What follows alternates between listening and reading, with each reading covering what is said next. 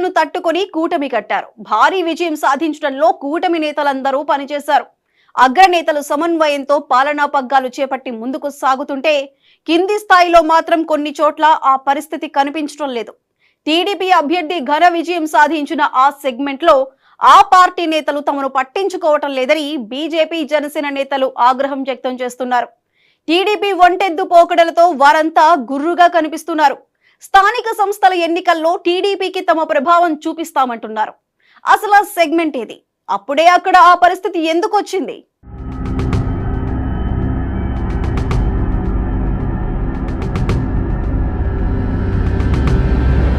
కూటమి అఖండ విజయంతో పల్నాడు జిల్లాలో నాయకులంతా పదవులపై కన్నేశారు.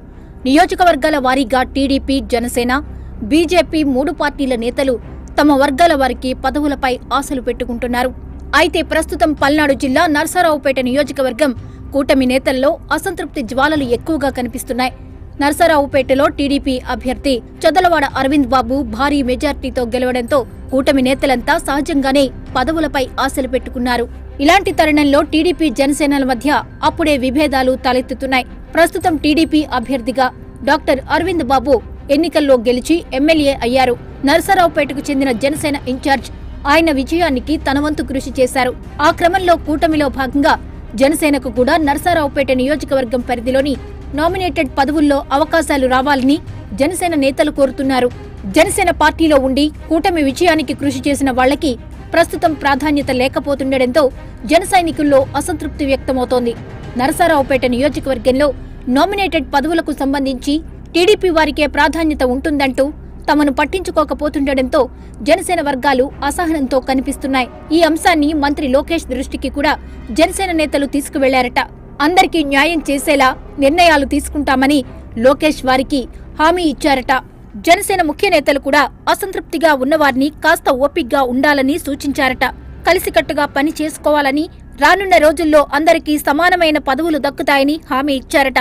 ఏది ఏమైనా ఇలాంటి పరిస్థితి కొనసాగితే మాత్రం రానున్న రోజుల్లో నరసరావుపేట కేంద్రంగా కూటమిలో విభేదాలు మరింత పెరగడం ఖాయమంటున్నారు. ప్రస్తుతానికైతే పర్లేదు గాని స్థానిక సంస్థల ఎన్నికలు జరగాల్సి ఉండడంతో ఇలాంటి అంశాలు పరోక్షంగా ప్రతిపక్ష పార్టీలకు కలిసి వచ్చే అవకాశం ఉందన్న అభిప్రాయం వ్యక్తమవుతోంది. దాంతోపాటు నియోజకవర్గంలో వైసీపీలో అసంతృప్తితో ఉన్న నేతలు ఎక్కువగా టీడీపీ కంటే జనసేన వైపే అడుగులు వేసే పరిస్థితులు కనిపిస్తున్నాయి. వారికి జనసేన గేట్లు తెరుచుకుంటే ఆ పార్టీ మరింత బలపడి స్థానిక సంస్థల ఎన్నికల్లో టీడీపీ అవకాశాలు తగ్గిపోయినా ఆశ్చర్యపోనవసరం లేదంటున్నారు.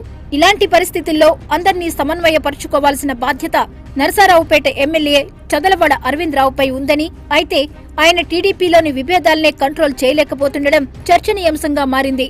తాజాగా ఎమ్మెల్యే అరవింద్ బాబు ఇంట్లోనే తెలుగు తమ్ముళ్లు ఘర్షణ పడ్డారు.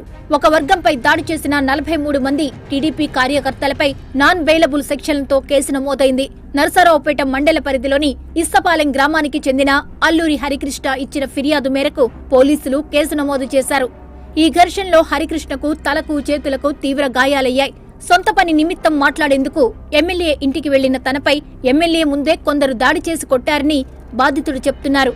సొంత ఇంట్లో ఇంత జరిగితే శతగాత్రుడు హరికృష్ణ మంచినీళ్లు అడిగినా కూడా ఇవ్వకుండా డాక్టర్ అయిన ఎమ్మెల్యే చదలవాడ ఆయన్ని తోసేసి లోపలికి వెళ్లి తలుపులు వేసుకోవడం విమర్శల పాలవుతోంది. ఎమ్మెల్యే వైఖరిపై టీడీపీ అధిష్టానానికి ఫిర్యాదు చేయడానికి సిద్ధమైంది బాధితుల వర్గం. ఆ క్రమంలో దివంగత మాజీ స్పీకర్ కోడెల శివప్రసాదరావు లాంటి లీడర్ తర్వాత నరసరావుపేటలో టీడీపీ నుంచి ప్రాతినిధ్యం వహిస్తున్న చదలవాడ అరవింద్ బాబు లీడర్షిప్ క్వాలిటీపై సొంత పార్టీ వారే అనుమానాలు వ్యక్తం చేస్తున్నారు. మరి అలాంటాయన పదవుల విషయంలో తమకు ఏం న్యాయం చేస్తారని జనసేన, బీజేపీ నేతలంటున్నారు.